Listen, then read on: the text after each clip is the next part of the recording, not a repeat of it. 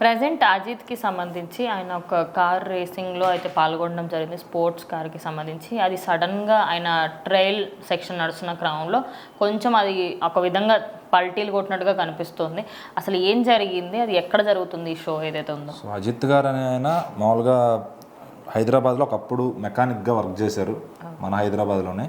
So ఆయన ఆ work చేసుకుంటూ ఎవరో ఆయనలో ఉన్న టాలెంట్ని గుర్తించి మరి ఒక సినిమా తీద్దామని నిర్మాత ముందుకు వచ్చారు. సో మన గొల్లపూడి మారుతీరావు గారిని ఒక యాక్టర్ ఉన్నారు, వాళ్ళ అబ్బాయి ఫస్ట్ డైరెక్టర్గా ఆ సినిమా మొదలుపెట్టారనమాట.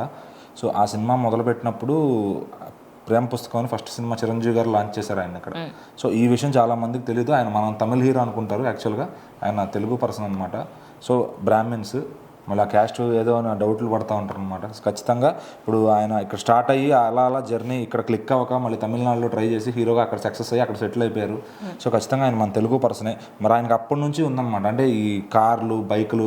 అప్పుడు మెకానిక్గా ఉన్నప్పుడు ఆయన దగ్గర అంత డబ్బు లేదు. సో ఎప్పుడైతే ఆయన సంపాదించడం మొదలెట్టాడో ఆయన ప్యాషన్ ఆయన ఎత్తుక్కోవడం వెళ్ళాడు అనమాట. సో అంటే మన దగ్గర ఉన్న ఏదైతే కొత్త కార్ వచ్చినా కొత్త బైక్ వచ్చినా కాస్ట్లీ ఏమన్నా కానీ అంటే తన అనుకున్నాడు, ఆ డ్రీమ్ పెట్టుకున్నాడు, నేను ఇది కొనాలి, నేను ఎంతైనా అది నేను డ్రైవ్ చేయాలి అని చెప్పి దాని మొత్తం ఆయన మెకానిజం అంతా ఆయనే చేసుకుంటాడు ఆయన కొన్న కార్కి. సో రీసెంట్గా ఒక మంచి స్పోర్ట్స్ కార్ కొన్నారనమాట. ఖచ్చితంగా దానికి F1 రేస్కి వెళ్తూ ఉంటారు ఆయన. సో ఆయనకి అండ్ ఫస్ట్ అంటే ఇండియన్ యాక్టర్స్లోనే one and only pilot licence ఉన్న హీరో ఆయన. సో అంటే ఫ్లైట్ కూడా ఆయన తోలొచ్చు, ఏదన్నా తోలొచ్చు ఇండియాలో. సో మరి అంత క్యాపబిలిటీ ఉంది ఆయనకి.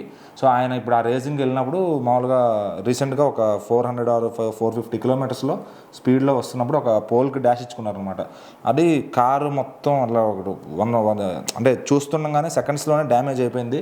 బట్ మొత్తం సేఫ్టీ అంతా ఉంటుంది ఆ డ్రైవర్స్కి. బట్ మనం ఎప్పుడు చూసి ఇదేదో మన వల్ల కాదులే అనుకుంటూ ఉంటాం.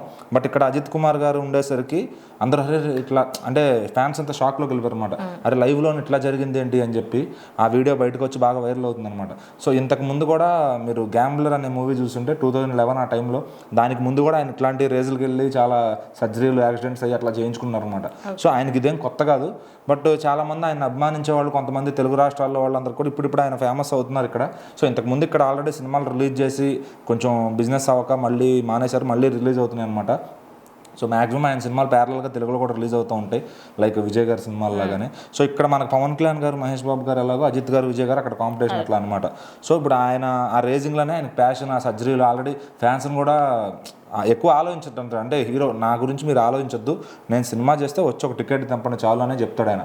నాకు ఫ్యాన్ క్లబ్లు వద్దు, బ్యానర్స్ వద్దు, ఏం చేయొద్దని చెప్తాడు. సో ఇట్లాంటివి జరిగినప్పుడు ఏంటంటే మళ్ళీ ఫ్యాన్స్ అందరూ బాగా టెన్షన్ పడిపోతారు అనమాట. ఎందుకంటే మన ఇంట్లో వాళ్ళకి ఏమన్నా జరుగుద్ది అనే కన్నా కూడా మన హీరోకి ఏమన్నా జరిగితే అమ్మో ఏంట్రా బాబా అనే మంది ఎక్కువైపోయారు జనాలు.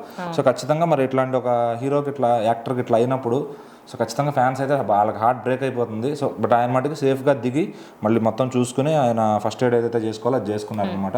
సో యాజ్ ఆఫ్ నో ఆయనకైతే ఎటువంటి ప్రమాదం లేదు.